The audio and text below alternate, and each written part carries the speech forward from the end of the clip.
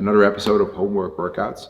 We're gonna have a great workout today. We're gonna have a very nasty chipper in the end of today's session, but first gonna get started off with the warm-up. I hope you guys join us for this one today. You're gonna need a set of bottles, you're gonna need your smartwatch timer, you're gonna need all the good stuff. So let's get started. Legs, curls, and bends. Our general warm-up for today has 3 different movements. For 2 of the movements, you're gonna need a set of bottles. Make sure they have the same weight, because you're gonna have 1 in each hand moving at exactly the same time, and you don't wanna mess up the balance there, right? Very important. Now, let's have a look at the 3 movements. So let's get it over to Sval and Jenny. And they're gonna start off without the bottles. And you're gonna do some very basic back step lunges. So let's get started, guys. Back step lunges.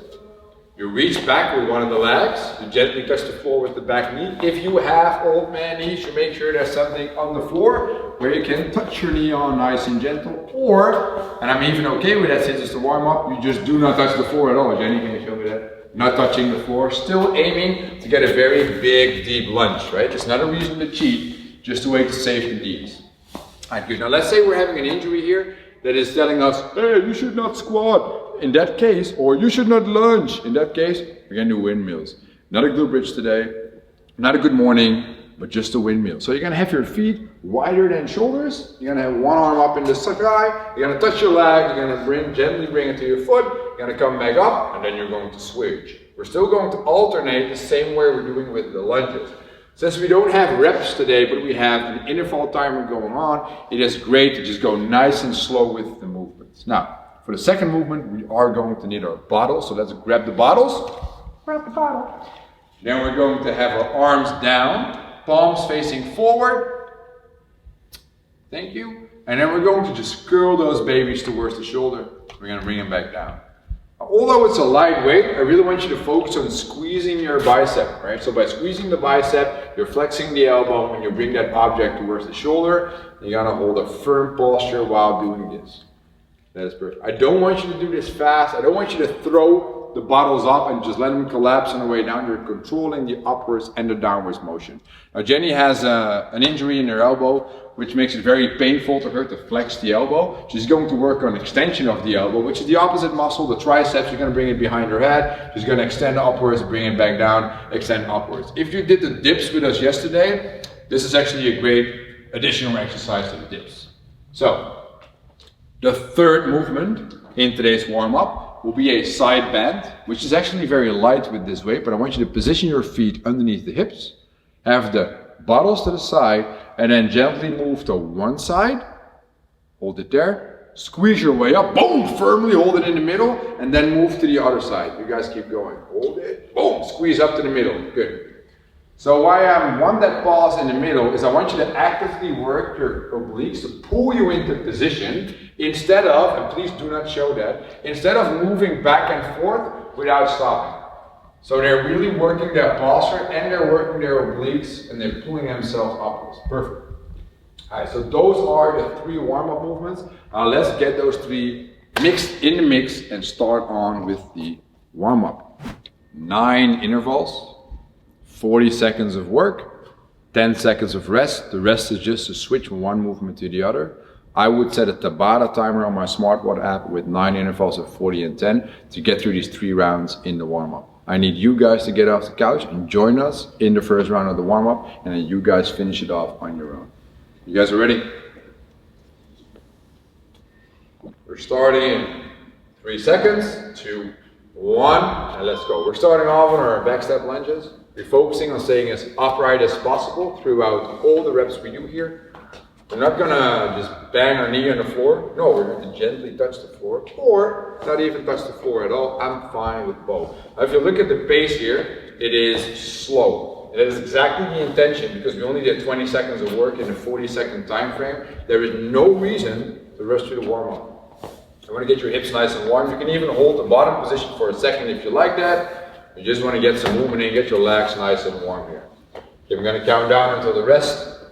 So we get 3, 2, 1. 10 seconds to switch, and then we go on to do some bicep curls, which is a warm-up for the biceps. There we go. We start in 3, in 2, in 1, and go. So instead of talking about bicep curls for 40 seconds, I would love to just look at bicep curls for 40 seconds and then listen to the flute.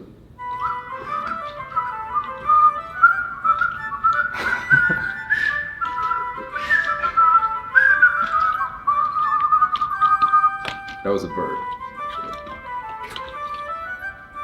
So I know there's going to be music right now. That's great. That's great. You guys got 10 more seconds on these bicep curls. Please keep squeezing properly.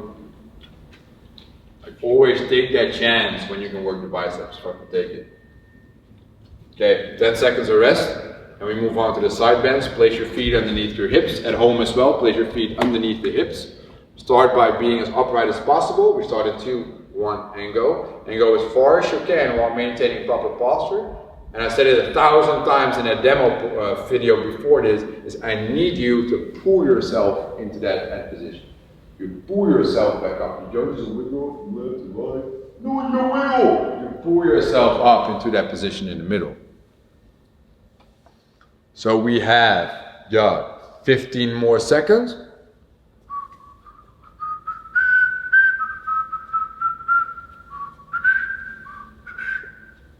Fluid is always with us. We got 5 more seconds to go. Don't stop doing your side bends before we move on to our second round. And rest, 10 seconds to switch. Now that was 1 round that we did with you guys together. You need to do 2 more rounds on your own, so have fun with that. Continue and press pause.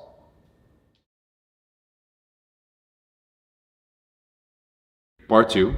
And part 2 is a mobility portion today. Now in this mobility portion, we're not going to show you the movements and then do them together. We're going to do them right away. So I need you guys to get off the couch, go to the floor and start with us on the mobility portion. I'm gonna get those 2 in position. Once they're in position and you guys are following along, then I'm gonna press the timer. So don't worry about the clock yet. All right, let's get started. Guys, we're gonna start off with a pigeon stretch. I need you to get on the floor. I want you to put one leg behind you as far as you can and the other leg crossed in front.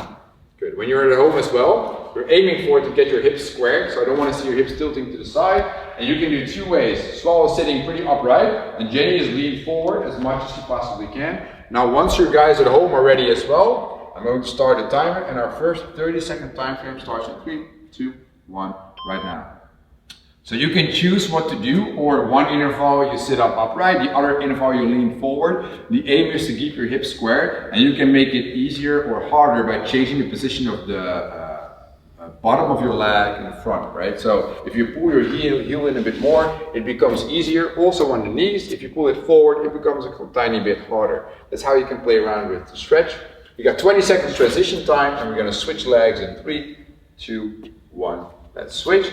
It's a shorter stretch, but if you want to do it longer in your own round after, I'm all game with that. 1 watt, eat your heart out. Here we go. So the idea is to move the back leg as far away as you possibly can and drive the front knee and ankle into the floor. We're actually in the rest right now, but I'm happy that they're already started. And now we actually start our 30 seconds. I'm happy for you too. You're just laying here doing a 30-second pigeon stretch. Perfect. Guys, a good way to opening up the glutes, even opening up the lower back a bit. The groin area is going to stretch as well. And if you position your back knee further away and you sit a bit more upright, your hip flexor is also taxed. And that is a great stretch before the workout we're going to do later on today.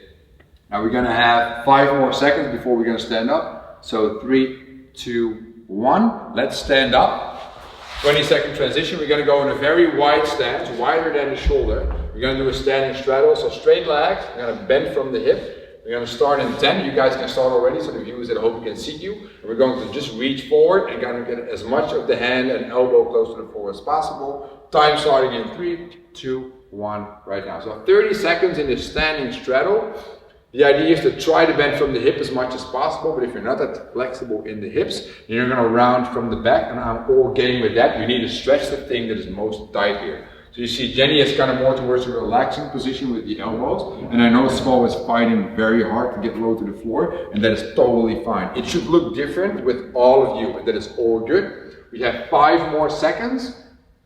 3, 2, 1, and rest. So 20 seconds of rest. I need you guys to do 1 more round on your own. If you want to make it a longer round, that is all good because it is mobility, it is important. So continue and press pause.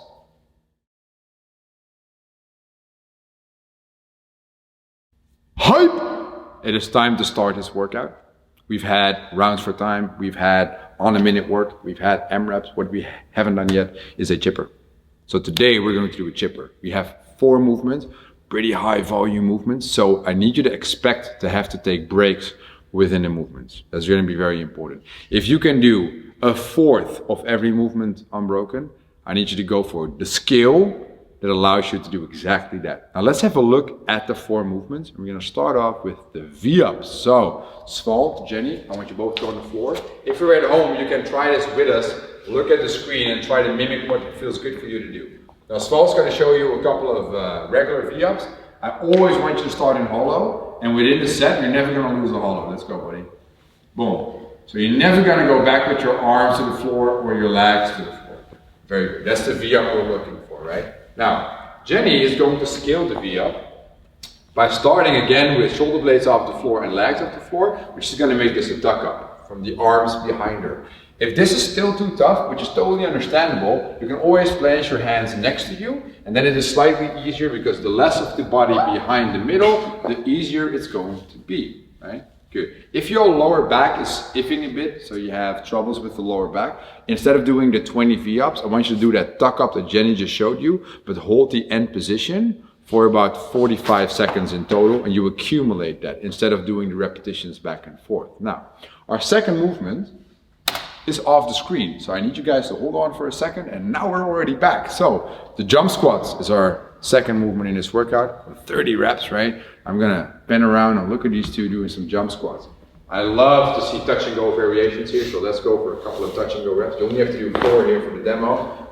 You're fully extended off the floor, and you come right back down into the next squat. Perfect. So we're just having our regular basic squatting pattern, but in the end position we need to be completely off the floor, air underneath the feet, fully extended, and once we go down we try to catch it through that squat, so on the way down we control that motion, right? Now let's say that we're having lots and lots of trouble getting these reps connected. You can either hold the position and then squat down, so you don't squat down right away, but you can also just go for a regular air squats, which is Jenny going to show you right now. Good scaling if you're having trouble with all that jumping. And while she's going, can you please continue? Also, if you're having an injury that is saying you cannot jump, in that case you can also just go for the regular bodyweight squat. That always works out very, very well. Now let's say that Jenny has an injury that is saying, I don't want you to do all that knee flexion the entire time for those many repetitions. In that case, you can also go to a wall. You make sure the angle in the knee is minimum of 90 degrees, and then you just go to approximately a parallel wall sit, and you just sit there for how long? Well, we say accumulate 60 seconds in a wall sit. Perfectly good for the quads and good in this workout as well. Now, our third movement, and damn bro, that is a spicy one, is we're going to make an A-frame, like a downward dog kind of frame, and in that position we're going to make push-ups. Very good for the shoulders and the triceps. Let's have a look here. I both want you to go to an A-frame. Now you're going to need, and Sval's doing that perfectly, Jenny as well, you're going to need to lean forward a bit more. So you're leaning into the shoulders. From there, you're going to reach with your head in front of your hands and keep looking in between your feet. Keep looking in between your feet. You never want to look to the floor here. This is perfect A-frame push-ups. Solid. Now Sval, you can get out of there. Jenny, I want you to stay there and show the people at home what happens when we need to scale this. If we need to scale this, and guys, it is 40 repetitions. That's a lot of volume. If you need to scale this, I need you to go for alternating shoulder taps while you're leaning forward as much as possible. And instead of doing 40 A-frame push-ups, we do 80 shoulder taps in the A-frame. Beautiful, Jen. Thank you. Now, our fourth and final movement is going to be the burpee. Right? Now, for the burpee, we have the same as always. I need chest and thighs to touch the floor in the bottom, whether you're scaling or not. So let's have a look at Sval and Jenny. They're both going to do just a couple of reps, guys, of regular burpees, but Sval is immediately going to go for the faster jump burpee. So jump back, jump up, and Jenny is going to step down, she's going to step up, and then she's going to jump. That means she's hitting exactly the same standard as Sval is, but she's just slightly slower, which is all good, guys. We're doing 50 reps here. All right, let's take a break for you two.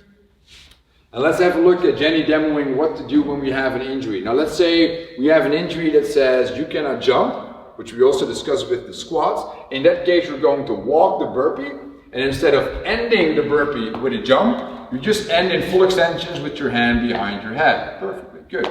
Rest there. Now let's say we have an injury that is not letting us do the push-up portion because you have pain in the shoulder, maybe in the elbow. In that case, we only go to a firm plank position, and then we suddenly don't call it a burpee anymore, but we call it a kickback. Let's have a look at the kickback. Hands, jump, jump, get back up and finish. Hands, jump, jump, get back up and finish. If you have the jumping and the shoulder injury, you can do the walking kickback without the finish. Let's do 1 rep of that so we have everything covered so everybody at home knows what to do. Shaboom. Perfect. Perfect. All right. Those were the 4 movements for this chipper workout. Chip down. 4 movements. 20 V-ups, 30 jump squats, 40 A-frame push-ups, 50 burpees, time cap, 10 minutes. It's going to be tough, specifically in that middle part with the jump squats and the A-frame push-ups, and then with the burpees. Whatever you have left in you, just pour it all in the 50 reps there. Go for very, very, very tough reps and go hard. Okay, so you guys are going to start with us, right, on this little chipper. First movement, 20 V-ups. I have my smartwatch timer set with a 10-minute time cap in there. We're all going to start together, so let's get ready. We're going to start in 3, 2, 1, let's go! Here you go. So Swell's going for the V-up. Keep your legs nice and long, buddy. There we go. And Jenny is going for the tuck up. Now, like I said, if you need to take a break, that is understandable. Specifically with the V-up, it's very hard to maintain that flow with the balance in the middle portion. And your abs, specifically from all the ab work we do with the homework workouts, are probably going to be crying and screaming, but they might also get very strong from all the ab work that we're doing here. And they're both done at exactly the same time, moving on to the jump squats. It only took them 30 seconds. So when you have this pace, it is very easy to finish the workout within 10 minutes. Alright, while they're doing their jump squats, you guys need to continue on the jump squats, so continue and press pause.